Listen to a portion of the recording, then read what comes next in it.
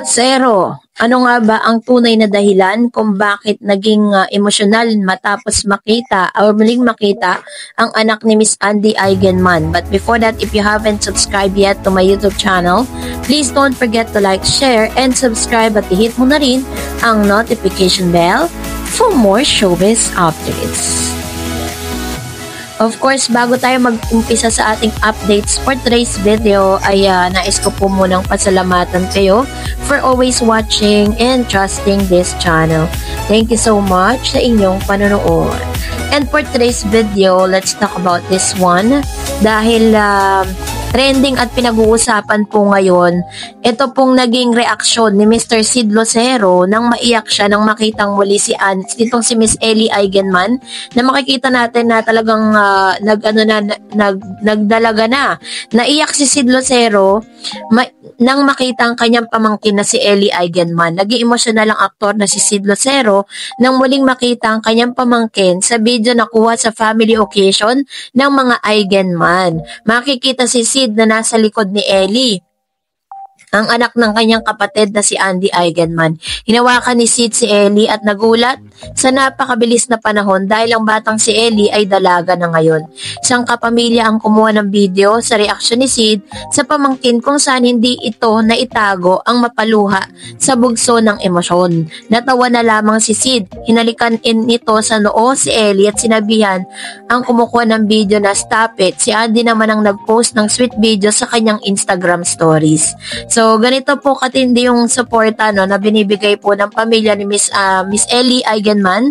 Kasi if I'm not mistaken, parang bumaba po ng Manila itong si Miss Andy kasama ng kanyang mga anak dahil meron po silang meeting, business meeting. Kaya po nagkita sila or nagkaroon sila ng pagkakataon na magkita-kita dito. Pero trending din po at pinag-uusapan ngayon ng mga netizen kung saan si Mr. Derek Ramsey ay ibinida ang pagbisita ni Pernilla Zo na naging trending dahil po sa pagpapa-couple tattoo nito kay Mr.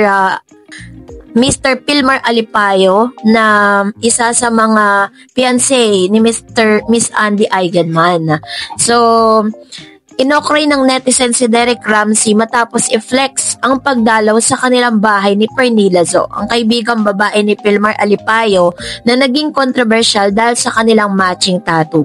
Inamin din naman ni Mr. Derek Ramsey at Ellen Adarna na matalik nilang kaibigan si Pernilla na matapos manggaling sa Siargao. Ayan, so sinabi din ni Mr. Derek Ramsey sa kasagsagan po ng skandalo na kinabibilangan ni Pernilla Zo, ni Miss Andy Eigenman and Mr. Pilmar Alipayo na naging parang hindi masyadong lumalabas ng bahay itong si Miss Pernilla dahil halos lahat ng mga netizen ay galit kay Miss Pernilla Zo na pinaghihinala ang third party dito po kay Miss Andy Eigenman and Pilmar Alipayo. And then after po ng lahat ng mga issue na ito, namataan nga siya, ibinahagi ni Derek sa kanyang Instagram story ang video kung saan makikitang nakaupo si Pernilla katabi si Ellen. Matatandang pinagtanggol kamakailan ni Derek si Pernilla kaugnay sa akusasyong third party sa relasyon ni Andy Eigenman at Pilmar Alipayo. Sabi pa ni Derek, malaki ang tiwala niya kay Pernilla kahit pa matulog sila sa iisang kama. Narito naman ang ilan sa mga reaksyon ng netizen. Papansin din ito si Derek, walang may pake. So what naman Ramsey, katabi niyo ba matulog today? Magpapatato na kaya kayong dalawa?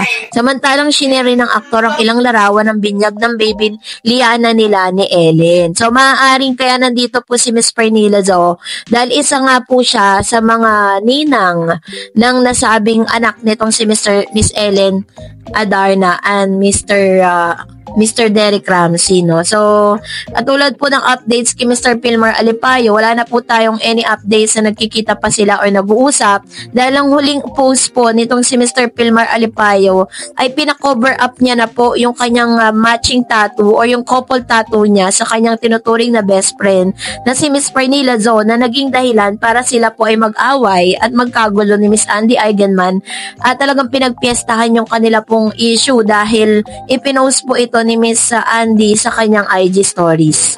And dahil dyan, narito naman ang ilan sa mga reaksyon ng mga netizen patungkol dito.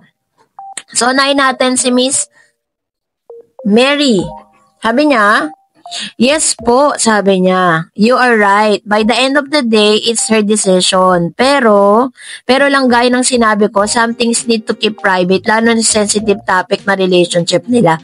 Pag tatanggol niya pa rin si Pilmar, lahat sinisisi kay Pernilla, parang wala lang nangyari, nabulabog lang ang mga tao na nagmamalasakit. May point din naman si Derek in some parts na private na issue yan, lalo na kung magkakabalikan lang. Natural, kiss and makeup.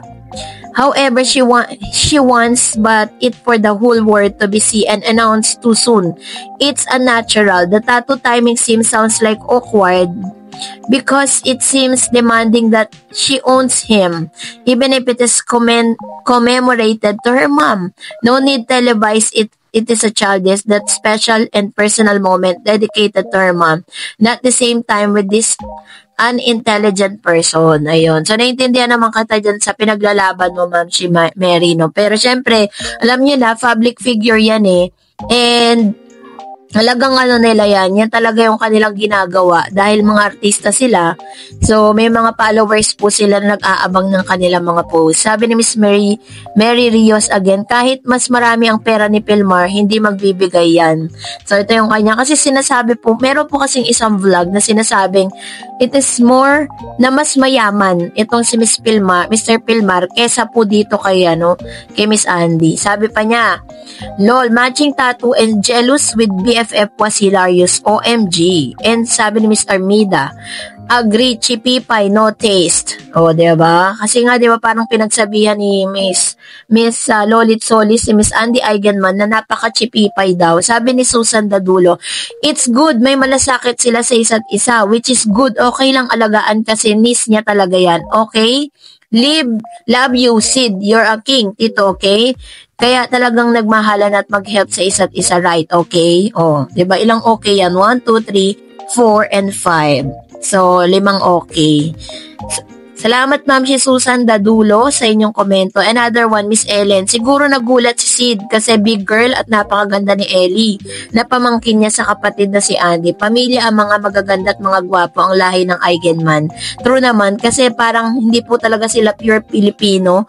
Half po sila, 'di ba? Foreigner tsaka Pinoy, yun ang pinagsama. Kaya tingnan mo si Sid, napakagwapo. Ganon din naman si Miss Andy Eigenman, lalo kapag inayusan si Andy, talagang foreigner ang dating niya.